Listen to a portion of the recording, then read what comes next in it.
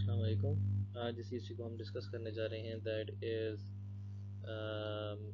Memory access. और इसके अंदर हम देखेंगे कि मेमोरी एक्सेस के अंदर हम किन जो है हम मेमोरी को लोड और उसको स्टोरिंग किस तरह करते हैं। आज इन चीज़ों को हम कवर करेंगे। उनमें जो दो मेन आइडियाज़ हैं कि आपको मेमोरी के अंदर अपना डाटा जो है उसको आप ऑर्गेनाइज कैसे करते हैं। उसमें जो दो मेन टेक्निक्स हैं, the one is your big endian and the second one is your little endian. Plus जब आपने डाटा को इंडेक्सिंग करनी है या डाटा को आप रिट्रीव करना चाह रहे हैं या रखना चाह रहे हैं, तो उसके लिए आपको कुछ तरीक़ेकार अडॉप्ट करते हैं इन योर कोडिंग, जिनमें से एक आपकी कहलाती है pre indexing, second one is post indexing and the third one is your pre indexing with the update. हम देखेंगे विद पैसेज ऑफ टाइम कि इन तीनों में फ़र्क क्या है। सबसे पहले हम देखते हैं कि जो हमारे पास मेमोरी है उसको हम जो है उसका व्यू किस तरह करते हैं। हमने पहले भी डिस्कस किया था कि हमारे पास जो मेमोरी के अंदर डाटा है वो हम बिट्स की फॉर्म में रखते हैं, और वो अमूमी तौर पे 1 बाइट या 8 बिट्स के फॉर्म में होता है। या इसके जो हैं वो हायर जो है वो कैटेगरीज भी मौजूद हैं, जिनमें आपके पास हाफ वर्ड या वर्ड कैटेगरी भी मौजूद है। जब हम देखते हैं कि अगर हमारे पास 8 बिट्स हों तो वो 1 बाइट कहलाती है, और अगर हमारे पास 16 बिट्स या 2 बाइट्स मौजूद हों तो हम उसको हाफ वर्ड कहते हैं। जबकि तीसरी कैटेगरी जो हमारे पास मौजूद है, दैट इज़ 32 बिट वैल्यू, इसको आप वर्ड कहते हैं। और अगर हम इसी को आगे कंटिन्यू करें तो हमारे पास जो 64 बिट होगा, बिट की वैल्यू होगी, वो 8 बाइट्स या जिसको आप कह सकते हो 1 डबल वर्ड पर मुश्तमिल होगी। इसी तरह अगर हम यहाँ पे देखें कि हमारे पास जो डाटा है वो अरेंज हुआ हुआ है, ये जो एक लोकेशन है, ये हमें रिप्रेजेंट कर रही है एक डाटा लोकेशन जिसके अंदर डाटा मौजूद है, जबकि दूसरी तरफ इसके सामने लिखी हुई वैल्यू ये रिप्रेजेंट कर रही है इसका एड्रेस। ये एड्रेस वो लोकेशन का एड्रेस है जहाँ पे आपका ये वैल्यू मौजूद है। So whenever you want to extract this value from your memory, आपको इस एड्रेस का पता होना चाहिए ताकि आप इस एड्रेस पर जाएं और वहाँ इस एड्रेस से अपनी डिज़ायर्ड वैल्यू को जो है वहाँ से आप पिक कर लें। इसी तरह अगर आप एक चीज़ नोटिस करेंगे कि आपका जो एड्रेस लिखा हुआ है वो आपको किसी फॉर्म में लिखा हुआ है। ये आपको 0x और आगे कुछ नंबर लिखा हुआ नज़र आ रहा है। बेसिकली जो 0x है ये हेक्साडेसिमल को रिप्रेजेंट करता है। तो जब भी आप अपने असेंबली में कोडिंग कर रहे हों या आप नंबर लिख रहे हों और आपने 0x लगाएंगे तो वो हेक्साडेसिमल नंबर को रिप्रेजेंट करना शुरू कर देगा। अगर हमने बाइनरी के अंदर कोई नंबर लिखना हो तो उसके लिए हम 0b लगाते हैं, जबकि अगर हम एक जो है वो सिंपल एंटिटी यूज़ कर लें तो वो हमारे पास डेसिमल नंबर बन जाता है। इसी तरह आप ये देख सकते हैं कि जब भी हमने कोई डाटा प्रेजेंट करना है अपनी मेमोरी के अंदर या लोकेट करना है, तो जो है अगर हम बात कर रहे हैं कि हमारे पास 32 बिट डाटा है तो वो डेफिनेटली हमारे पास 4 बाइट्स को कंज्यूम करेगा, और जो कि हमारी जो मेमोरी है वो चूँकि बिट्स 8 बिट्स की मेमोरी लोकेशंस में डिवाइड है, तो अगर मुझे 32 बिट डाटा जो है वो स्टोर करना हो तो उसके लिए मुझे 4 लोकेशंस या 4 बाइट्स को जो है वो एलोकेट करना पड़ेगा फॉर स्टोरिंग दिस एड्रेस। तो आप देख सकते हैं कि यहाँ पे ये 4 वैल्यूज जो हैं, 4 लोकेशंस जो हैं, उनको डेडिकेट किया गया है 32 बिट डाटा को स्टोर करने के लिए। और इनका जो है जो आपको एड्रेस नज़र आएगा वो एड्रेस आपका स्टार्टिंग एड्रेस ये नज़र आएगा। सो व्हेनेवर आप 32 बिट के अंदर अपना डाटा स्टोरेज करने जा रहे हैं, आपका अगर सिस्टम जो है वो 32 बिट को सपोर्ट कर रहा है और आप तमाम चीज़ें जो हैं वो 32 बिट में स्टोर करने जा रहे हैं, तो ये आपका सिस्टम जो है वो ऑटोमेटिकली करेगा कि वो हर 4 लोकेशन के जो है वो सेट बना देगा, और हर 4 लोकेशन जो हैं वो एक वैल्यू को स्टोर करने के लिए यूज़ होंगी। सो व्हेनेवर यू इंक्रीमेंट 1 तो वो आपकी 4 को जो है वो इंक्रीमेंट करेगा, क्योंकि ये चार लोकेशन जो हैं ये एक बेसिकली लोकेशन को रिप्रेजेंट कर रही हैं, क्योंकि चार लोकेशन जो हैं वो एक इंस्ट्रक्शन को रखने के लिए या एक डाटा को रखने के लिए यूज़ हो रही हैं। तो अगर सवाल ये उठता है कि क्या हम ये जो चार वैल्यूज़ का एड्रेसिंग है ये हम किसी भी लोकेशन को यूज़ करते हुए कर सकते हैं, दैट मीन्स कि हम कहीं से भी हमारा दिल करे और वहाँ पे हमारी जो डाटा है वो हम डायरेक्टली जो है वहाँ पे स्टोर करवा लें? ऐसा नहीं है। हमें जो है अपने डाटा को रखने के लिए एक स्पेसिफिक इंक्रीमेंट करना पड़ता है और एक स्पेसिफिक लोकेशन से जो है वो करना पड़ता है उसका इंक्रीमेंट। सो दैट मीन्स अगर आप मेमोरी देखेंगे तो आपके इंक्रीमेंट, आपकी जो बेस एड्रेस है जो आपका कंसिडर होता है कि जहाँ से आपकी लोकेशन का इंक्रीमेंट स्टार्ट होता है, वहीं वो आपका जो है वो स्पेसिफिक लोकेशन से आप जो है वो इंक्रीमेंट करना शुरू करते हैं। तो दैट मीन्स आपकी जो इंक्रीमेंट है उसके लिए आपको बेस एड्रेस इससे स्टार्ट होगा और देन आपके चार लोकेशन जो हैं वो कंप्लीट होंगी। आप अपनी मर्ज़ी से किसी भी लोकेशन से स्टार्ट नहीं कर सकते, आपको अपने बेस एड्रेस से स्टार्ट करना पड़ेगा और वहीं से आपकी जो है वो चार चार के इंक्रीमेंट होंगे। आप ये देख सकते हैं कि जब हम मॉड 4 या हम 4 बाइट के अंदर हम एड्रेसिंग कर रहे हैं तो आप ये देख सकते हैं कि हमारे पास ये पॉसिबिलिटी नहीं है कि हम उसको इस लोकेशन से स्टार्ट करें, हमें बल्कि उसकी बेस लोकेशन से ही स्टार्ट करना पड़ेगा। सो अगर हमें जो है फुल वर्ड के बजाय अगर हाफ वर्ड्स में डाटा को स्टोर करवाना हो, दैट मीन्स कि हमें डाटा जो है वो 16 बिट के अंदर जो है वो पैटर्न में स्टोर करवाना है, या मॉड 2 के अंदर आप जिसको कह सकते हैं। अगर हमने उसके अंदर स्टोर करवाना है तो फिर आपको क्या करना पड़ेगा, तरीक़ेकार इसके लिए भी वही होगा। इंक्रीमेंट अब बजाय 4 के अब इंक्रीमेंट जो है वो 2 का होना शुरू हो जाएगा, लेकिन आपका जो एड्रेस होगा वो आपको बेस लोकेशन का ही एड्रेस दिया जाएगा। अगला एड्रेस ऑटोमेटिकली कंसिडर्ड होगा कि ये बीच में ही है, और इंक्रीमेंट जब भी आपका प्रोग्राम काउंटर करेगा इंस्ट्रक्शन के लिए या आपके डाटा के लिए, जो आपका पॉइंटर इंक्रीमेंट करेगा वो ऑटोमेटिकली 2 का इंक्रीमेंट करेगा ताकि वो अगली बेस एड्रेस पर पहुंच सके जो कि अगली लोकेशन को रिप्रेजेंट कर रहा होगा। तो आप ये देख सकते हैं कि इसके अंदर भी हमारे पास सेम कंडीशन फॉलो होगी कि इसको भी हमें लोकेशन स्टार्टिंग पोजीशन हमें स्टार्ट से ही शुरू करना पड़ेगा। हम अपनी मर्ज़ी से किसी भी लोकेशन को डायरेक्टली यूज़ करते हुए जो है वो इसको इम्प्लीमेंट नहीं कर सकते कि हम अपनी मर्ज़ी से कहीं भी प्लेस कर दें, हमें जो है वो स्टार्ट वहीं से लेना पड़ेगा। तो अब हम यहाँ पे देखते हैं कि अगर हमारे पास यहाँ पे वैल्यूज़ मौजूद हैं और हमने ये देखना है कि अगर हमें कोई बाइट ऑफ डाटा या हमें जो है 32 बिट वर्ड हमने उठाना है, तो हमें जो हमारे पास ये वर्ड्स पड़े हुए हैं इसके लिए फिर हम एड्रेस कौन सा यूज़ करेंगे। तो मैंने जिस तरह पहले भी बात की कि हमारे पास जो एड्रेस है वो वाला होगा जो इनका बेस एड्रेस होगा, और इंक्रीमेंट ऑटोमेटिकली जब भी होगा वो अगले वर्ड के बेस एड्रेस के ऊपर होगा। सो दैट मीन्स कि अगर मुझे वर्ड ज़ीरो को देखना हो तो मेरे पास जो एड्रेस होगा वो ये वाला होगा। इसी तरह जब मुझे वर्ड 1 पे जाना है तो ऑटोमेटिकली 0000 के अंदर 4 का इंक्रीमेंट होगा और वो डायरेक्टली अगले के बेस एड्रेस पर पहुंच जाएगा। इसी तरह अगर मुझे वर्ड 2 पे जाना हो तो मेरे पास जो बेस एड्रेस होगा या जिस एड्रेस से मैं इस वर्ड को कॉल कर सकता हूँ या जिस एड्रेस पे जाके मैं इस डाटा को जो है वो रिट्रीव कर सकता हूँ वो 0008 होगा। इसी तरह मुझे वर्ड 3 पे जाना हो तो मुझे जो एड्रेस रिक्वायर्ड है उस डाटा को रिट्रीव करने के दैट विल बी 0012। सो आप ये देख सकते हैं कि जो मैंने अभी एड्रेस बताया वो ऑटोमेटिकली, क्योंकि हम 32 बिट के अंदर बात कर रहे हैं, वो ऑटोमेटिकली उसी एड्रेस के ऊपर जंप करेगा। और चूंकि ये 32 बिट है और 4 बाइट कंज्यूम करता है तो इसलिए ऑटोमेटिकली जो आपका एड्रेस जंप है वो 4 बाइट की होगी। इसके बाद हम देखते हैं कि एंडियन हमारे पास क्या चीज़ होती है। अब जब भी हम डाटा जो है वो प्लेस करते हैं तो अगर हमारे पास 32 बिट डाटा है, जिस तरह आप यहाँ पे देख सकते हैं ये एक 32 बिट डाटा है। सो अगर ये 32 बिट डाटा है तो ये 4 बाइट्स को कंज्यूम कर रहा है।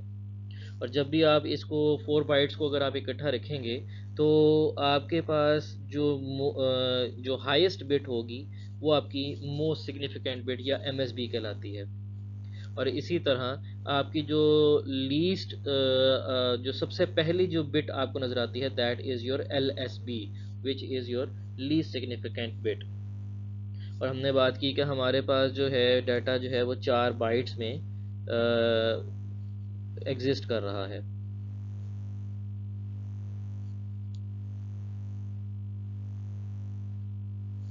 तो हम ये देखना चाहते हैं कि ये एंडियन में क्या फ़र्क है, what is little endian and what is big endian.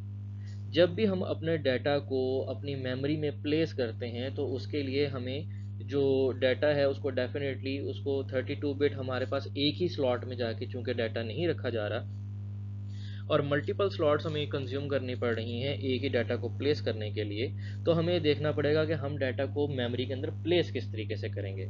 तो प्लेस करने का एक तरीक़ेकार तो ये है कि जब हमारे पास मेमोरी है, ये एक हमारे पास मेमोरी है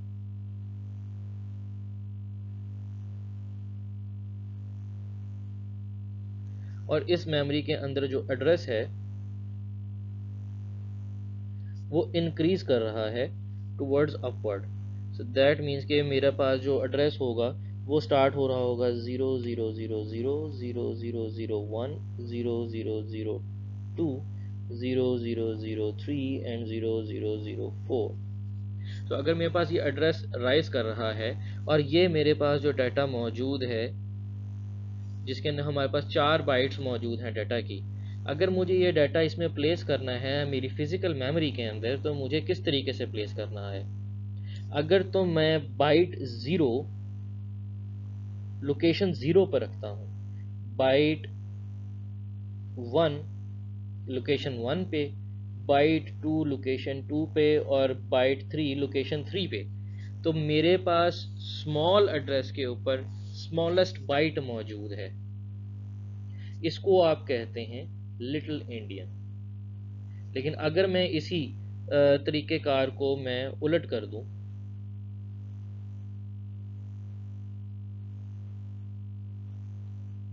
और अब मेरी प्लेसमेंट जो है वो स्मॉलेस्ट एड्रेस पे जो है बिगेस्ट बाइट हो जाए, यानी बाइट एड्रेस ज़ीरो के ऊपर मेरे पास बाइट थ्री हो, उसके नेक्स्ट वाले पर स्मॉलेस्ट इससे नेक्स्ट स्मॉल और टू के बाद इससे नेक्स्ट स्मॉल और उसके बाद आपके पास जो है लीस्ट सिग्निफिकेंट बाइट मौजूद हो विच इज़ योर ज़ीरो। तो ये आपका तरीक़ेकार जिसमें आपके एड्रेस बढ़ता जा रहा हो और आपका बाइट जो है वो छोटी होती जाए, इसको आप कहते हैं बिग एंडियन। ये इसके अंदर आपका जो पैटर्न है वो उलट हो जाता है। तो ये हमारे पास दो टेक्निक्स हैं जिसके थ्रू हम अपने डाटा को अपनी फिजिकल मेमोरी में प्लेस करते हैं। सो अगर आपके पास लोएस्ट बाइट के ऊपर लोएस्ट जो है आपकी वैल्यू मौजूद हो और बिगेस्ट बाइट के ऊपर बिगेस्ट आपकी वैल्यू मौजूद हो, तो ये आपका कहलाएगा लिटिल इंडियन। जबकि आपका बिग इंडियन क्या होगा, बिग इंडियन होगा कि आप स्मॉलेस्ट बाइट के ऊपर बिग इंडियन के अंदर आपके पास जो है जो स्मॉलेस्ट एड्रेस है उसके ऊपर आपकी मैक्सिमम वैल्यू मौजूद है या मोस्ट सिग्निफिकेंट बाइट मौजूद है। फिर यहाँ पे देखते हुए ध्यान रखिए कि आपके पास जो एड्रेस है वो इस तरीके से इंक्रीमेंट कर रहा है फ्रॉम बॉटम टू अप। ये आपका एड्रेस जो है वो इंक्रीज कर रहा है, यहाँ पे आपका 000 लोकेशन है और यहाँ पे 0003 लोकेशन मौजूद है। सो आपका लोकेशन जब जिस तरह इंक्रीज कर रही है उस तरह अगर आपकी बाइट इंक्रीज करे तो वो आपकी कहलाएगी लिटिल इंडियन, और अगर आपके with the increase of address जो है फिजिकल मेमोरी आपकी बाइट जो है वो डिक्रीज करना शुरू हो जाए तो वो आपकी कहलाएगी बिग इंडियन। अच्छा, यहाँ पे मैं ये बताता चलूँ कि बाय डिफ़ॉल्ट जो हम ARM माइक्रो प्रोसेसर्स यूज़ करते हैं वो बाय डिफ़ॉल्ट हमारे पास जो है वो लिटिल इंडियन को यूज़ करता है, लेकिन अगर हम चाहें कि हम बिग इंडियन को यूज़ करना चाहते हैं तो हम उसकी ये कॉन्फ़िगरेशन को चेंज कर सकते हैं। अब यहाँ पे सवाल ये उठता है कि अगर हमारे पास बिग इंडियन यूज़ हो रहा हो तो हमारे पास जो है वो डाटा किस तरीके से होगा। जिस तरह हमने बात की थी कि बिग इंडियन के अंदर जो स्मॉलेस्ट मेमोरी है उसके ऊपर हमारी MSB मौजूद होती है, और जो बड़े एड्रेस पे हमारे पास लीस्ट सिग्निफिकेंट बाइट मौजूद है। तो हमें जो राइटिंग करनी पड़ेगी, पहले हमारे पास A7 आएगा, फिर 90, फिर जो है 8C, और उसके बाद EE। क्योंकि हमारे पास बिग एंडियन यूज़ हो रहा है, इसलिए हमें इस तरह अपना डाटा उठाना पड़ेगा। इसी तरह अगर हम देखें कि हमारे पास अगर लिटिल इंडियन है, तो लिटिल इंडियन का तरीक़ेकार ये है कि हमारे पास जो स्मॉलेस्ट मेमोरी डाटा है वो चूँकि हमारा रिप्रेजेंट कर रहा है लीस्ट सिग्निफिकेंट बाइट को, तो हमारा जो डाटा प्लेस होगा that will B EE 8C 90 and 79। तो आप ये देख सकते हैं कि अगर हम सिर्फ उसकी प्लेसमेंट की टेक्निक को चेंज कर रहे हैं, तो हमारे पास मौजूद डाटा जो है वो आपस में उसकी जो है वैल्यूज़, जो प्लेसमेंट जिस तरीके से भी पड़ा हुआ है पिक करते हुए, अगर हमारी टेक्निक जो है लिटिल इंडियन की जगह बिग इंडियन हो जाए, या बिग इंडियन की जगह लिटिल इंडियन हो जाए, तो उससे कितना बड़ा फ़र्क पड़ जाता है। इसलिए हमें ये चीज़ समझनी चाहिए यहाँ पे कि जब भी हम प्लेस करेंगे, बेसिकली जो इंडियन है वो रिप्रेजेंट कर रहा है हमारे पास कि हमने डाटा की प्लेसमेंट और उसकी पिकिंग किस तरीके से करनी है। वरना डाटा जो है वो प्लेस तो हमारे पास है, अगर हमारी प्लेसमेंट का तरीक़ेकार या पिकिंग का तरीक़ेकार फ़र्क हो जाता है, तो उससे हमारे डाटा के जो आगे की हमारी इम्प्लीकेशन है, जहां हमने यूज़ करना है, उसमें फ़र्क आ जाएगा। अब हम देखते हैं कि अगर हमारे पास एक स्टेटमेंट है, जो कि जिस तरह हमारे पास सी की स्टेटमेंट होती है कि हमारे पास एक स्टेटमेंट है कि हमने x is equal to x plus 1 करना है। ये एक बहुत अच्छी एग्जांपल है जिसको हम कहते हैं लोड, मॉडिफाई एंड स्टोर। आपने मेमोरी से डाटा उठाना है, उसके अंदर आपने मॉडिफिकेशन करनी है, और आपने स्टोर उसी सेम लोकेशन पर करना है जहां से आपने डाटा उठाया था। तो इसके लिए आपको, अगर हम इसके अगेंस्ट असेंबली में देखें, तो हमें जिस तरह पहले बात हुई कि हमें पहले जो है वो डाटा को लाके मेमोरी से जो सेकेंडरी स्टोरेज है वहाँ से हमें अपने रजिस्टर्स के अंदर या प्राइमरी आप कह लें, आप जो है मेमोरी से डाटा उठाएंगे और डाटा को लाके आप लोड करवाएंगे अपने रजिस्टर्स के अंदर। और जब आपके डाटा रजिस्टर्स के अंदर आ जाएगा तो उसके ऊपर आप मैनिपुलेशन परफॉर्म करेंगे, और आफ्टर मैनिपुलेशन आपका जो रिज़ल्ट जनरेट होगा उसको आप वापस जाके स्टोर करवाएंगे उसी सेम लोकेशन के अंदर जहाँ से आपने उस डाटा को उठाया था। तो इसके लिए तरीक़ेकार ये है कि आप सबसे पहले तो आप उस डाटा का लोकेशन का एड्रेस देखेंगे। अगर आपके पास वो एड्रेस मौजूद है जो हमने यहाँ पे कंसिडर किया है कि वो लोकेशन जो कि x है, उसका एड्रेस जो है वो हमारे पास R1 में मौजूद है। अगर वो डाटा R1 में मौजूद है तो हमें उस R1 के R1 जो x लोकेशन के अंदर हमारे पास डाटा मौजूद है, उस x लोकेशन का एड्रेस R1 में मौजूद है। तो हम सबसे पहले उस एड्रेस से वैल्यू को उठाकर अपने रजिस्टर R0 में लेके आएंगे। जब भी हम किसी रजिस्टर के ऊपर ब्रैकेट लगा देते हैं तो वो कंसिडर होता है कि इस रजिस्टर के अंदर जो वैल्यू है वो बेसिकली एक एड्रेस है। और जब हम इसके ऊपर ब्रैकेट लगाएंगे तो हम कंसिडर करेंगे कि हम इस एड्रेस्ड लोकेशन से वैल्यू उठा कर लाएंगे और उसको अपने डेस्टिनेशन रजिस्टर में रखेंगे। हमने जो है R1 के अंदर जो एड्रेस मौजूद था उस एड्रेस लोकेशन से डाटा उठाया और डाटा लाके हमने R0 में प्लेस कर दिया। आफ्टर दैट, अब चूंकि हमारे पास R0 के अंदर डाटा मौजूद है, तो अब हमने उस डाटा के अंदर 1 को ऐड करना है। तो उसके लिए हम जो कंडीशन लगाएंगे that is add R0 comma R0 comma number 1।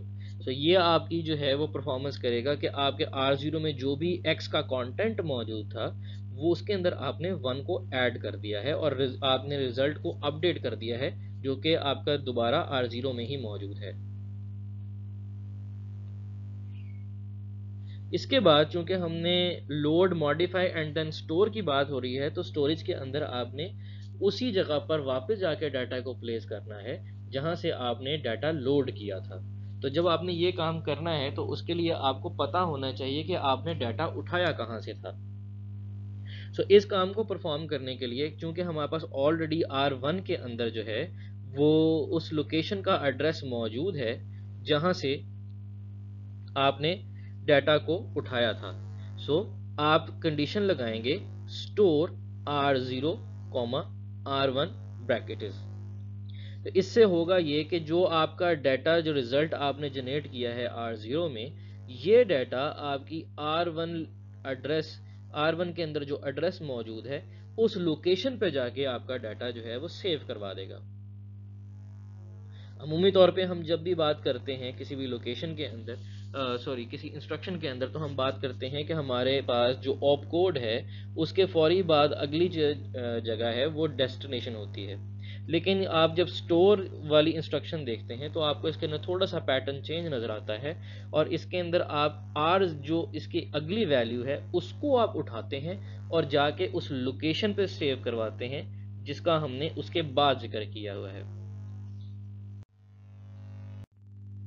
जब आपने लोड करना हो तो हमने जिस अभी पीछे लोड की इंस्ट्रक्शन को देखा तो उसका बेसिकली फॉर्मेट ये है कि आप सबसे पहले उसका ऑप कोड लिखेंगे विच इज़ LDR। उसके बाद आप उसकी लोकेशन बताएंगे जहाँ पे आपने डाटा ला के रखना है जो आपने मेमोरी से उठाया है, और इसके बाद आप जो है ब्रैकेट्स में उस मेमोरी जो है रजिस्टर की आप एंट्री करेंगे जिस रजिस्टर के अंदर आपने लोकेशन का एड्रेस रखा हुआ है। सो बेसिकली अगर आपके पास R0 के अंदर आपके पास एक वैल्यू मौजूद है जो कि ब्रैकेट लगने के बाद कंसीडर हो जाएगी उस मेमोरी का एड्रेस, तो आप जो है उस जिस ना आप ये देख सकते हैं कि हमारे पास R0 के अंदर हमने 82 ट्रिपल टेट्रा 04 एड्रेस लिखा हुआ है। सो बेसिकली ये एक एड्रेस है जिसको R0 में रखा हुआ है और ब्रैकेट लगने के बाद वो इस लोकेशन पर जाएगा और उस लोकेशन से वैल्यू को उठा के R1 में प्लेस कर देगा। इसी तरह अगर हम स्टोर देखें तो स्टोर के अंदर ये करता है कि हमारे पास R0 के अंदर एक जो वैल्यू मौजूद है, हम यहाँ पे स्टोर के अंदर जो हमने R1 में एक रिजल्ट जनरेट किया हुआ है उस वैल्यू को इस लोकेशन के ऊपर जाके वो सेव करवा देगा। और ये लोकेशन कब बनेगी? जब हम R0 के ऊपर एक ब्रैकेट लगा देंगे। सो R0 के जो वैल्यू है ये एक एड्रेस बन जाएगी।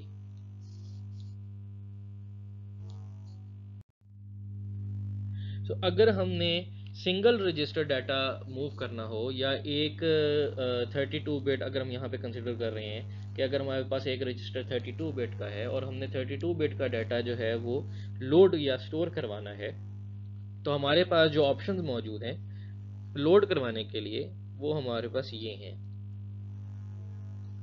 जब भी हम LDR की बात करेंगे तो एक वर्ड ऑफ डाटा जो है जैसे 32 बिट ऑफ डाटा जो है वो लोड होगा। जब भी LDR-B की बात करेंगे तो एक बाइट का डाटा लोड होगा। LDR-H के केस में हाफ वर्ड, SB के केस में साइंड बाइट और LDR-SH के केस में साइंड हाफ वर्ड जो है वो लोड होगा। इसी तरह जब हमने डाटा को स्टोर करवाना है तो STR के केस में एक वर्ड स्टोर होगा, STR-B के केस में एक बाइट स्टोर होगी और STR-H के केस में हाफ वर्ड स्टोर होगा।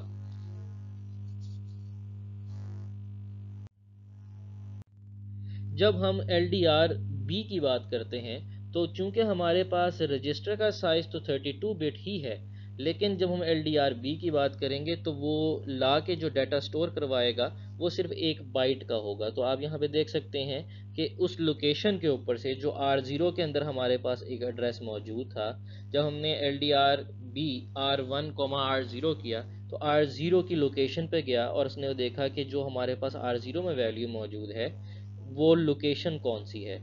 हम उस लोकेशन पे गए और चूंकि हमारे पास जो हमने ओप कोड यूज़ किया है that is LDRB, byte of data हमने चूंकि उठाना है, तो इसलिए वहाँ से उसने सिर्फ एक बाइट को उठाया और लाके उसने R1 के अंदर स्टोर करवा दिया।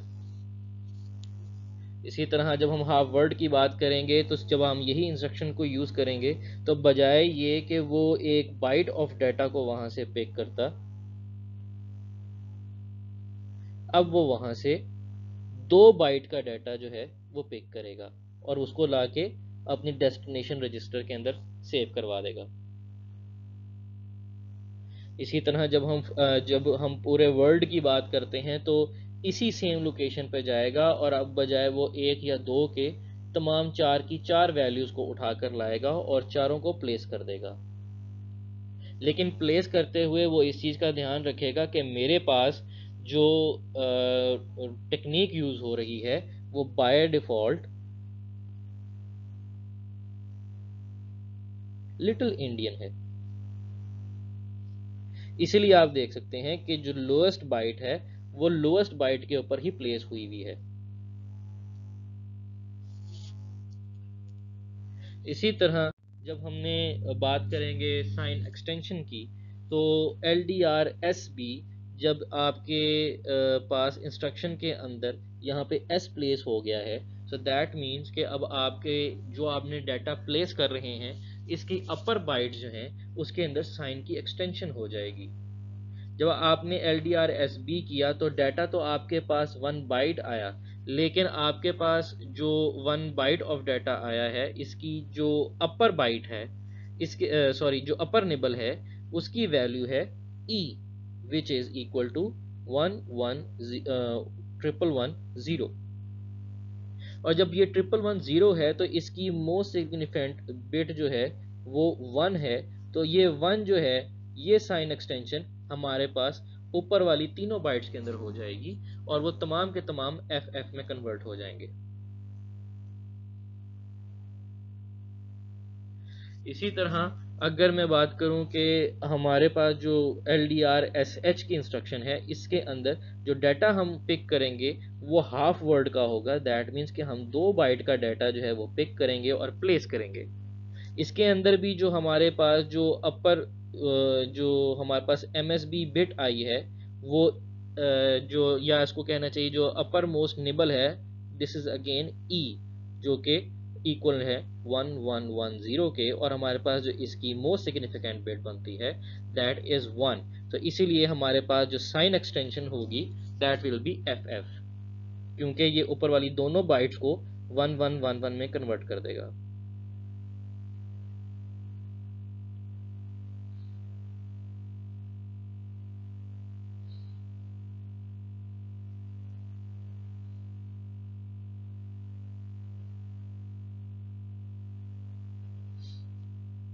ये आप देख सकते हैं कि ये अपर मोस्ट 3 है और इसके बाद जो हमारे पास चौथी बाइट है दैट इज E1। तो ये आ जाएगी 1110 एंड 0001। सो आपके चूंकि अपर दोनों बाइट के ऊपर जो है वो साइन एक्सटेंशन हुई हुई है तो ये आपके पास FF में कन्वर्ट हो जाएंगे।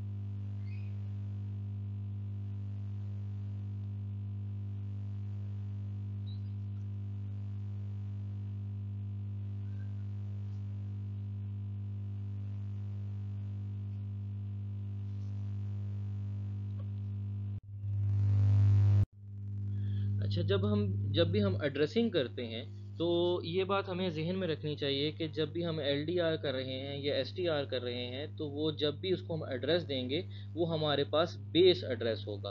हाँ, हम इसके अंदर कुछ ऑफसेट क्रिएट कर सकते हैं जिसमें आप यहाँ पे देख सकते हैं या आपको यहाँ पे नज़र आएगा या ये तरीक़ेकार नज़र आएगा।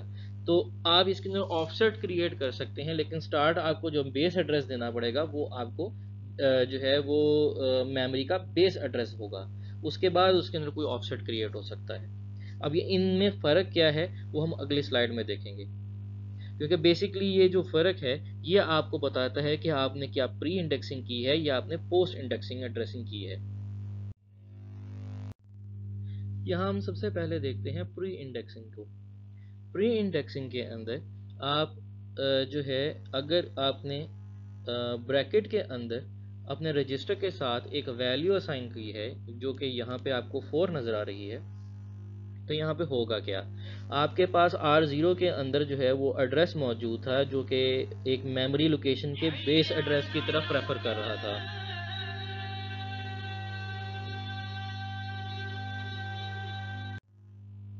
सो जब हम प्री इंडेक्सिंग करेंगे और हमने यहाँ पे आगे एक ऑफसेट मेंशन किया हुआ है, तो इस ऑफसेट से आपको आपके पास जो बेस एड्रेस मौजूद है इसके अंदर आपका ये ऑफसेट ऐड हो जाएगा। सो आप बजाय ये कि आप इस लोकेशन से डाटा उठाएं, आप इसके अंदर जो R0 आपके रजिस्टर में वैल्यू थी जो कि एड्रेस था, उस एड्रेस में इस ऑफसेट को ऐड करेंगे और अब आपको पास जो एड्रेस होगा वो बजाय इस जगह को पॉइंट आउट करने के, अब वो पॉइंट आउट करेगा इस लोकेशन को। सो अब आपके पास जो नया एड्रेस आया है, इस एड्रेस से आप अपना डिजायर्ड डाटा पिक करेंगे। इसी तरह हमारे पास एक और टेक्निक मौजूद है जिसको आप कहते हैं पोस्ट इंडेक्सिंग। ये आपको ये प्री इंडेक्सिंग और पोस्ट इंडेक्सिंग, ये कॉन्सेप्ट आपको जो सी में नज़र आता है, सी जिसमें आप कोई भी वेरिएबल को आप इंक्रीमेंट करते हैं, just like a plus plus और प्लस प्लस ए, ये जो दो कॉन्सेप्ट हैं एडिशन के, तो ये जो आपको सी प्लस प्लस में नज़र आते हैं, तो वही आपका कॉन्सेप्ट वो यहाँ पे भी अप्लाई है, या आप इसको कह सकते हैं कि ये कॉन्सेप्ट बेसिकली यही वाला है।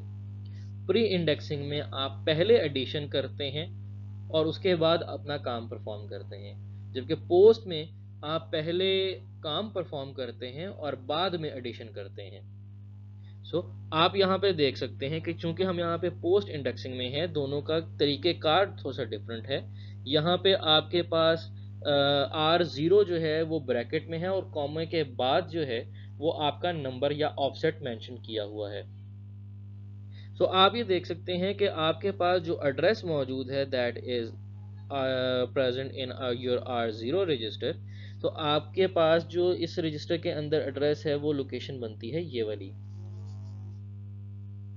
सो जब आप इस लोकेशन पे जाएंगे तो यहाँ से आप जो है अपना 4 बाइट का डाटा जो है वो R1 में प्लेस कर देंगे, और जो आपके पास ये ऑफसेट मौजूद था इसको आप इस R0 में ऐड करने के बाद R0 को अपडेट कर देंगे। So after post indexing, after the use of this post indexing instruction, आपके पास जो R0 है वो अपडेट होने के बाद वो ये बन जाएगा। इसी तरह हमारे पास एक और टेक्निक मौजूद है जिसको आप कहते हैं प्री इंडेक्सिंग विद अपडेट।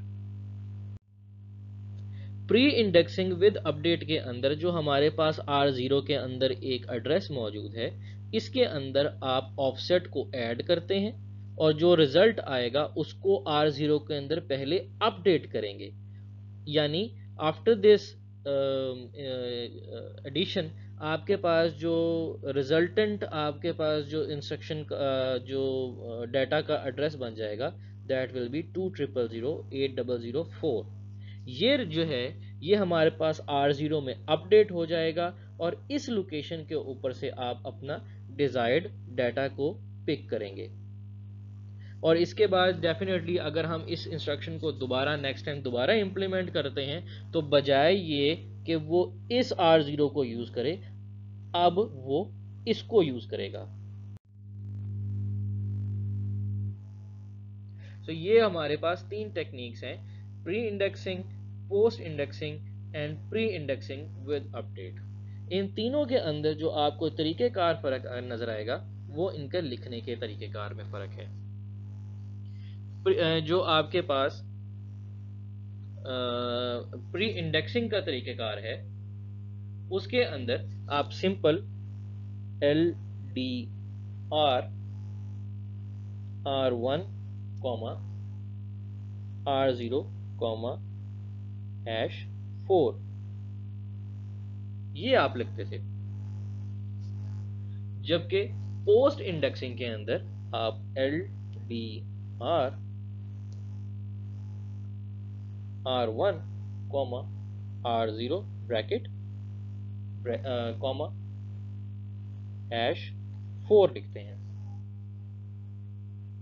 जबकि प्री इंडेक्सिंग विद अपडेट के अंदर आप जो है L D are R1 comma R0 comma #4 bracket और एक्सक्लेमेशन मार्क आप एंड पे मेंशन कर देते हैं। सो ये दोनों में आपको जो है आप देख सकते हैं कि जो दोनों में फ़र्क नज़र आएगा कि अगर आप एंड पे एक्सक्लेमेशन मार्क लगा दें तो वो आपकी अपडेट में आ जाएगा, जबकि अगर आप एक्सक्लेमेशन मार्क नहीं लगाते तो वो खाली आपकी प्री इंडेक्सिंग जो है सादी प्री इंडेक्सिंग में रहता है। सो हम इन तीनों को समराइज करें तो आप इन तीनों में फ़र्क देख सकते हैं कि जब हम सादी प्री इंडेक्सिंग की बात करते हैं जिसमें हमारे पास एक्सक्लेमेशन मार्क नहीं है, तो हमारे पास वो रजिस्टर जिसके अंदर एड्रेस मौजूद था वो चेंज नहीं होता। लेकिन अगर हम इसके आगे हम एक्सक्लेमेशन मार्क लगा दें तो हमारे पास R0 जो है वो अपडेट होता है, लेकिन ये अपडेशन जो है वो डाटा रिट्रीवल से पहले है। इसी तरह पोस्ट इंडेक्सिंग के अंदर पहले आपके पास जो डाटा है, आपका जो एड्रेस है वो पहले एड्रेस रिट्रीव होगा और उसके बाद आपका जो एड्रेस है वो अपडेट होगा। अच्छा, यहाँ पे आप देख सकते हैं कि हमारे पास जो एक इंस्ट्रक्शन मौजूद है which is L D R H. So अगर हमारे पास R0 के अंदर जो है वो एक वैल्यू मौजूद है 2000 800 सो बेसिकली जो आप जिस एड्रेस से आपने डाटा जो है वो लोड करना है, सो अगर आपके पास वो ये मौजूद है, सो अगर हम यहाँ पे देखें तो वो लोकेशन बनती है ये वाली। सो अगर मुझे यहाँ से डाटा उठाना है और आपको पास इंस्ट्रक्शन है L D R H, that means कि मुझे 2 बाइट का डाटा जो है वो लोड करना है। लेट्स से कि मेरे पास कोई भी कंटेंट मौजूद है R1 के अंदर, लेकिन जब मैं इसके ऊपर जो है इसको जब मैं इंस्ट्रक्शन को एग्जीक्यूट करूँगा तो उसके बाद मेरे पास R1 में क्या कंटेंट आना चाहिए। तो बेसिकली हमने जैसा बात की कि मेरे पास जो कंटेंट है वो चूंकि 2 बाइट का आएगा, तो ये मेरे पास अगर मैं ये 4 बाइट्स हैं तो लोअर 2 बाइट का सिर्फ डाटा आएगा which is E F and C D. ये ऊपर वाला जो डाटा है ये हमारे पास नहीं आएगा क्योंकि मैंने सिर्फ L D R H use किया है और एच के अंदर वो सिर्फ 2 बाइट का डाटा उठाएगा, और जो रिमेनिंग ऊपर वाली 2 बाइट हैं ये 00 ही रहेंगी।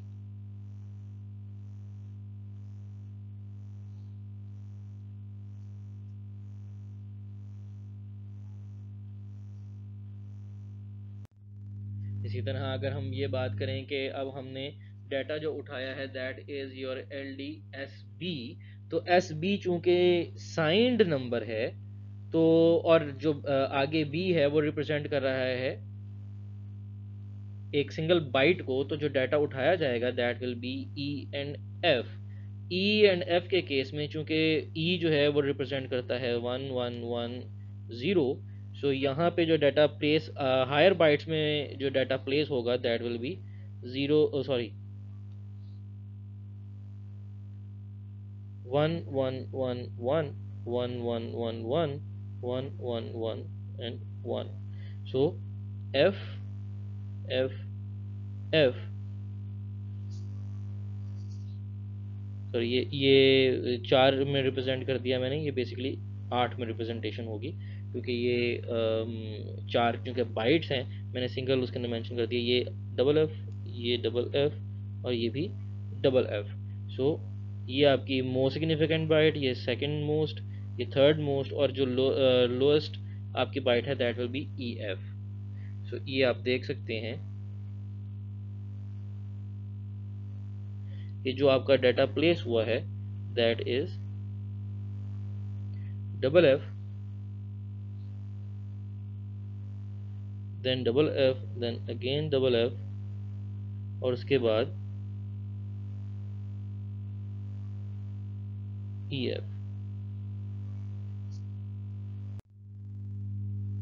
इसी तरह हम जब स्टोर की बात करते हैं कि हमने डाटा स्टोरेज में जो है वो स्टोर करना है, मेरे पास R0 के अंदर जो है वो एक डाटा मौजूद है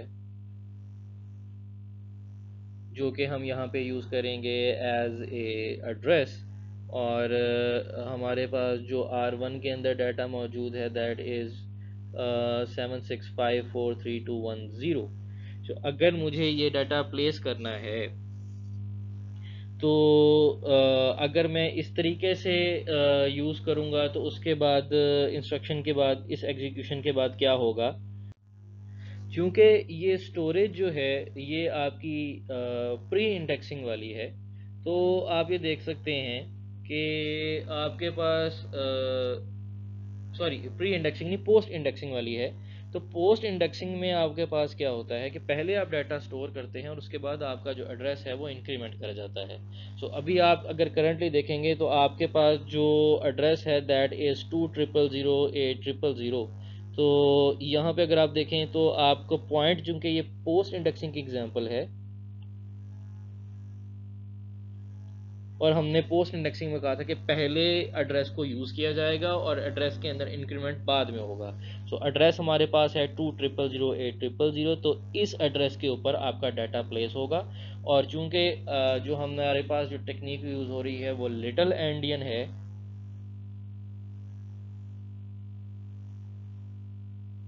इसलिए लोअर बाइट लोअर पे प्लेस होगी और हायर बाइट हायर पे। और जो हमारे पास बाइट्स यूज़ होंगी वो होंगी ये चार, 1 2 3 4। और चूंकि ये पोस्ट इंडेक्सिंग है तो after the execution of this instruction हमारे पास जो R0 है उसमें 4 का इंक्रीमेंट हो जाएगा।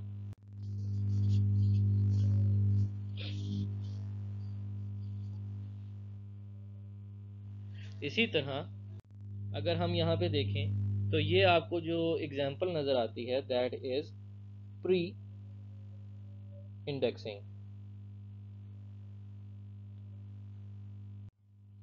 क्योंकि ये खाली प्री इंडेक्सिंग है और इसमें अपडेटिंग कुछ नहीं हो रही, तो आप यहाँ पे प्री इंडेक्सिंग में ये देख सकते हैं कि ये 4 के इंक्रीमेंट के बाद अपर 4 के ऊपर ये वैल्यू को प्लेस करेगा। सो दैट मीन्स कि मैं जिन वैल्यूज़ के ऊपर इसको प्लेस करूँगा वो 8000 के अंदर आप 4 ऐड करेंगे तो आपके पास बन जाएगी 8004। सो आप इस लोकेशन के ऊपर डाटा प्लेस करेंगे। लेकिन चूंकि हम इसके अंदर अपडेटिंग यूज़ नहीं कर रहे तो मेरे पास R0 के अंदर कोई चेंज अकर नहीं करेगा। और जो डाटा प्लेस होगा वो, चूंकि हमने पहले भी बात की कि हमारे पास बाय डिफ़ॉल्ट जो है वो लिटिल इंडियन यूज़ हो रहा है, तो लिटिल इंडियन के अंदर स्मॉल एमएस बाइट के ऊपर स्मॉल बाइट मौजूद होगी और जो है मोस्ट सिग्निफिकेंट के ऊपर मोस्ट सिग्निफिकेंट बाइट मौजूद होगी।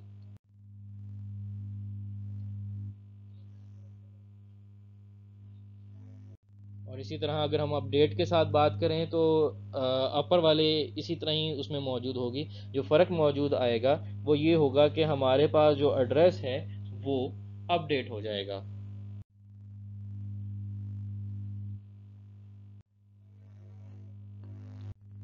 अब सवाल उठता है कि अगर हमारे पास बिग इंडियन हो तो हमारी यही इंस्ट्रक्शन जो है उसकी परफॉर्मेंस कैसे हो जाएगी। आपके पास से कि कोई भी वैल्यू मौजूद थी, अब आपने R0 लोकेशन के ऊपर से वैल्यू को उठाना है और उसको प्लेस करना है R11 के अंदर। तो जब आप R11 में उसको प्लेस करेंगे तो आपको ये देखना पड़ेगा, चूंकि ये बिग एंडियन है और बिग एंडियन ये कहता है कि जो आपकी लोअर पे वैल्यू जो मौजूद है वो बेसिकली MS बाइट को रिप्रेजेंट कर रही है। तो आपका डाटा इस तरीके से पढ़ा जाएगा, EE then 8C then 90 and then A7।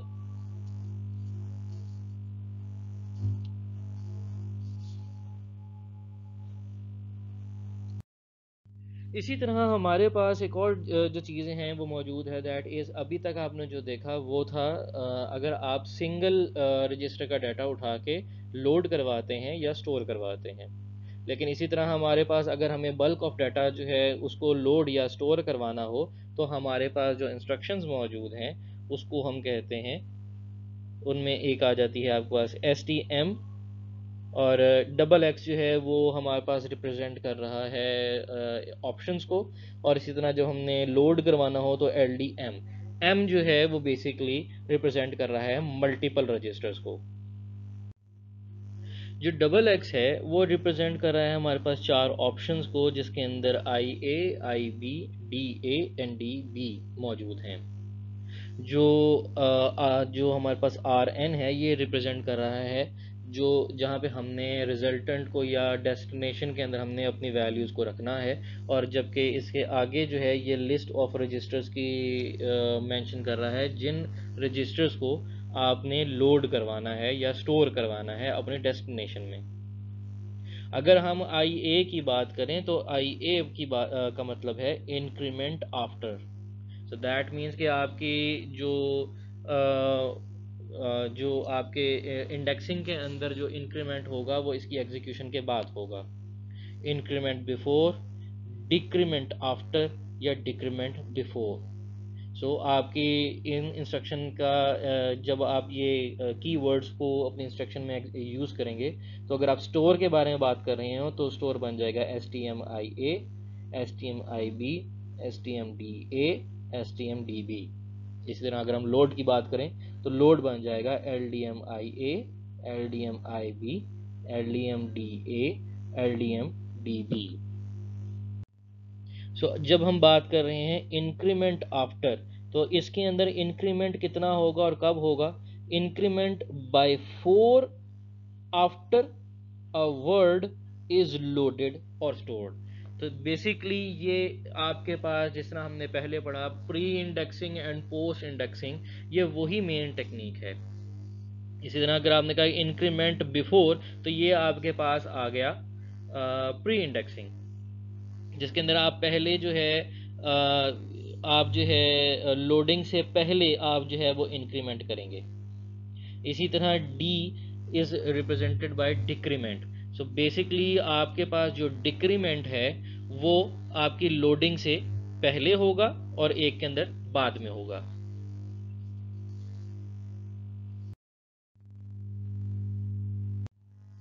जब आप ये इंस्ट्रक्शंस यूज़ करते हैं तो जब आप जिस तरह यहाँ पे लिखा हुआ है STMIA, तो इसका बेसिकली मतलब क्या बनेगा?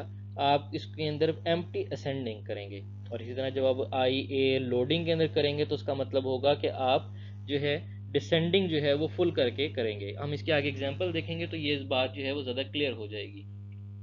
दूसरी चीज़ जो इसमें यहाँ ज़्यादा मेंशन करने या यहाँ पे मेंशन करना ज़रूरी है, दैट इज़ कि जो आप लिस्ट ऑफ रजिस्टर्स आप मेंशन करेंगे अपने सोर्स के अंदर, उनका ऑर्डर जो मर्जी हो, जो आपका एग्जीक्यूशन होगी उसके अंदर वो उसके अंदर हिरारकी का ख्याल रखेगा। लोड नंबर्ड जो रजिस्टर है वो लोडिंग और स्टोरिंग में लोएस्ट मेमोरी एड्रेस पर ही प्लेस किया जाएगा। अगर आपका यानी आप समझ लें कि जिसमें आपका लिटिल एंडियन है लोएस्ट पे पड़ा हुआ है, इसी तरह यहाँ पे भी वही चीज़ फॉलो होगी कि लोएस्ट जो भी आपने लिस्ट फ्राहम की है रजिस्टर्स की, कि ये वाले रजिस्टर्स हैं जिनको आपने प्लेस करना है, suppose register R0, R2, R5 and R7, तो इन चारों रजिस्टर्स को जो है वो इसी ऑर्डर में प्लेस किया जाएगा कि लोकेशन 0 पे R0 आएगा, लोकेशन 1 के ऊपर 2 आएगा, लोकेशन 3 पे 5 आएगा और लोकेशन 4 पे 7 आएगा। ये हम यहाँ पे देखते हैं कि हमारे पास एक इंस्ट्रक्शन मौजूद है STMXX R0, जो कि रिप्रेजेंट कर रहा है डेस्टिनेशन को, और इसके बाद हमारे पास जो सोर्स मौजूद हैं रजिस्टर्स के, जो रिप्रेजेंट कर रहे हैं कि हमने जिनको जो है यहाँ पे स्टोर करवाना है। आप यहाँ पे देख सकते हैं कि करंटली पोजीशन हमारे पास जो है R0 की जो एड्रेस मौजूद है हमारे पास डेस्टिनेशन का, जहाँ पे हमने ये डाटा सारा कॉपी करना है, वो एक लोकेशन हमारे पास मौजूद है। तो चूंकि यहाँ पे लिखा हुआ है इंक्रीमेंट आफ्टर, तो जब हम इंक्रीमेंट आफ्टर करेंगे तो दैट मीन्स कि हम पहले वैल्यू को प्लेस करेंगे, उसके बाद हमारा एड्रेस जो है वो इंक्रीमेंट करेगा। सो पहले हम R1 को प्लेस करेंगे, क्योंकि इन रजिस्टर्स के अंदर जो है वो सबसे स्मॉलेस्ट वैल्यू R1 की है। तो सबसे पहले हम R1 को प्लेस करेंगे, उसके बाद हमारा R0 की वैल्यू जो है वो इंक्रीमेंट करके अगले लोकेशन को पॉइंट करेगी। तो उसके बाद जो हमारे पास इन रजिस्टर में वैल्यूज मौजूद हैं दैट इज R2। उसके बाद हम R2 को प्लेस करेंगे, और R2 को प्लेस करने के बाद हमारा जो पॉइंटर है लोकेशन का वो नेक्स्ट लोकेशन को पॉइंट करेगा। यहाँ पे हम R3 को प्लेस करेंगे, और R3 के बाद हम R7 को प्लेस करेंगे। और जब हम R7 प्लेस कर चुके होंगे तो उसके बाद क्योंकि हमारा दोबारा इंक्रीमेंट होना है, तो after the execution of this all हमारा जो पॉइंटर है वो इस लोकेशन को पॉइंट कर रहा होगा। इसी तरह अगर हम कहें कि इंक्रीमेंट बिफोर, तो पहले चूंकि इंक्रीमेंट होना है और बाद में वैल्यू प्लेस होनी है, तो हमारे पास पहले एक एम्प्टी स्पेस आएगी और उसके बाद हमारे पास एक वैल्यू प्लेस की जाएगी। सो पहले चूंकि हमारा जो है वो पॉइंटर इंक्रीमेंट कर गया है और उसके बाद हमने पहली वैल्यू को प्लेस किया, उसके बाद हमारा फिर पॉइंटर इंक्रीमेंट किया और हमने दूसरी वैल्यू को प्लेस किया, फिर हमारा पॉइंटर इंक्रीमेंट हुआ और उसके बाद हमारी वैल्यू प्लेस हुई, और हमारे पास फिर इंक्रीमेंट करने के बाद पॉइंटर को हमारे पास वैल्यू प्लेस हुई। तो हमारे पास जो पॉइंटर है वो लास्ट प्लेस्ड वैल्यू को जो है वो पॉइंट कर रहा होगा। इसी तरह जो हम डिक्रीमेंट आफ्टर की बात करते हैं तो यहाँ पे भी यही टेक्निक यूज़ हो रही होगी कि आपके पास चूंकि डिक्रीमेंट आफ्टर होना है और पहले प्लेसमेंट होनी है, तो पहले आप वैल्यू को प्लेस करेंगे। वही जो ऑर्डर हमारे पास है वही उसी तरीके से चलेगा कि चूंकि हम अब ये पहले हम इंक्रीमेंट कर रहे थे और हम अब चूंकि डिक्रीमेंट कर रहे हैं, तो हमारा ऑर्डर उलट हो गया है और हमारे पास अब R7, R3, R2 and R1 होगा। और चूंकि डिक्रीमेंट आफ्टर है, पहले हमने R7 को प्लेस किया, फिर हमारे पास डिक्रीमेंट हुआ। इसी तरह जब डिक्रीमेंट हुआ उसके बाद हमने फिर अगली वैल्यू को प्लेस किया और उसके बाद डिक्रीमेंट हुआ। उसके बाद हमने फिर अगेन अपनी अगली वैल्यू प्लेस की और उसके बाद हमारा अगला डिक्रीमेंट हुआ। सो जो हमारी पॉइंटिंग होगी वो एक एम्प्टी स्लॉट होगी। इसी तरह डिक्रीमेंट बिफोर के अंदर पहले हम लोकेशन को डिक्रीमेंट करेंगे, उसके बाद हमारे जो है वो वैल्यू को प्लेस करेंगे, फिर हम अपनी वैल्यू को डिक्रीमेंट करेंगे पॉइंटर की और उसके बाद वैल्यू को प्लेस करेंगे, और फिर हम अपनी वैल्यू को डिक्रीमेंट करेंगे और उसके बाद वैल्यू को प्लेस करेंगे, और इस तरह हम फिर अगली मरतबा फिर वैल्यू को डिक्रीमेंट करेंगे अपने पॉइंटर की और अपनी वैल्यू को प्लेस करेंगे। सो डिक्रीमेंट बिफोर वाले में भी हमारी जो after the execution of this instruction हमारा जो पॉइंटर है वो लास्ट प्लेस्ड वैल्यू को ही पॉइंट कर रहा होगा। सो अगर हमारे पास जो है एक जो है मेमोरी कंटेंट जो है अगर हमारे पास इस तरीके का मौजूद हो और उसके बाद हम ये वाली इंस्ट्रक्शन को एग्जीक्यूट करें, तो आप देख सकते हैं कि हमारे पास जो वैल्यू प्लेसमेंट है वो किस तरीके से होगी और हमारा पॉइंटर जो है वो किस तरह उसको जो है वो पॉइंट कर रहा होगा। जिस तरह हमने देखा कि हमने लोडिंग की है मेमोरी के अंदर क्या कहते हैं इंक्रीमेंट आफ्टर की, तो इंक्रीमेंट आफ्टर के अंदर हमारे पास जो है पहले ये 4 वैल्यूज़ जो हैं वो प्लेस हुई हैं और उसके बाद आफ्टर द एग्जीक्यूशन हमारी अगली इंस्ट्रक्शन को वो पॉइंट कर रहा है। इन जिस तरह हमने बात की थी LDMIB, तो हमने कहा था कि पहले वो वैल्यू को जो है वो जो पॉइंटर वैल्यू है उसको इंक्रीमेंट करेगा और उसके बाद वैल्यू को प्लेस करेगा। सो बेसिकली वो इनको जो है वो वैल्यूज़ को जो है वो पिक करेगा to be placed in your desired registers. इसी तरह जब हम डिक्रीमेंट आफ्टर की बात कर रहे हैं तो हमारे पास किस तरह वैल्यू प्लेस होगी वो आप ये देख सकते हैं, और जो हमारे पास LDMDB के केस में है उसके अंदर वैल्यू प्लेसमेंट इस तरीके से होगी। यहाँ पे हम बात कर रहे हैं कि हमारे पास जो कॉर्टेक्स M3 या M4 के अंदर मेमोरी है उसकी अंदर जो है उसकी डिस्ट्रीब्यूशन किस तरीके से है। आपको जो मेमोरी है, चूंकि यहाँ पे हमारे पास जो रजिस्टर्स हैं वो 32 बिट के हैं, तो और उनके जो हमारे पास मेमोरी एड्रेस है वो भी 32 बिट पर मुश्तमिल है। तो चूंकि ये 32 बिट पर मुश्तमिल है तो हमारे पास मैक्सिमम सपोर्टेड जो मेमोरी है दैट इज़ 2⁻32 या इन अदर वर्ड्स 4 GB। इसी तरह एक और चीज़ जो यहाँ पे देखने वाली है दैट इज़ के हमारे पास जो कॉर्टेक्स M3 एंड M4 हैं ये हार्वर्ड आर्किटेक्चर को फॉलो कर रहे हैं, जिसका मतलब ये है कि इनके अंदर जो फिज़िकली मेमोरी मौजूद है उसके अंदर इंस्ट्रक्शन मेमोरी और डाटा मेमोरी जो है वो सेपरेटेड हैं एक दूसरे के साथ। सो दैट मीन्स कि अगर चूंकि ये दोनों सेपरेटेड हैं तो ये हमें अलाउ करते हैं कि हम लोग पाइपलाइनिंग को फॉलो कर सकते हैं, जो कि जो है वैन नॉमन जो है वो उसको सपोर्ट नहीं करता। और उसके अंदर चूंकि हमारी मेमोरी जो है वो इकट्ठी मौजूद होती है आपकी डाटा की और इंस्ट्रक्शन की, तो हमारे पास प्रॉब्लम्स क्रिएट होते हैं वहाँ पे, जिसकी वजह से हमारी वर्किंग की स्पीड जो है वो कम हो जाती है। लेकिन जब हम हार्वर्ड आर्किटेक्चर को फॉलो करते हैं और इसमें हमारी मेमोरी चूंकि सेपरेट होती हैं, तो पाइपलाइनिंग के जो साइकिल्स होते हैं वो हमें सपोर्ट कर जाते हैं और हमारी स्पीड जो है वो बेहतर हो जाती है और हमारी जो CPU यूटिलाइजेशन है वो भी बेहतर हो जाती है। यहाँ आप देख सकते हैं कि ये जो हमारे पास 4 GB मेमोरी है इसकी जो डिस्ट्रीब्यूशन है उसके अंदर ये है कि हमारे पास 0.5 GB जो मेमोरी है वो हमने कोड के लिए एलोकेट की हुई है, 0.5 is dedicated for RAM, 0.5 for peripheral memory usage, external memory के लिए 1 GB, एक्सटर्नल डिवाइसेस के लिए 1 GB, और जो हमारे पास रिमेनिंग 0.5 GB है वो वेंडर स्पेसिफिक जो चिप स्पेसिफिक हमारे पास कुछ उनका अपना कोड मेमोरी है वो उसके लिए, इंटरनल और एक्सटर्नल पैरेफरल बसेस के लिए भी हमारे पास मेमोरी स्पेस मौजूद है।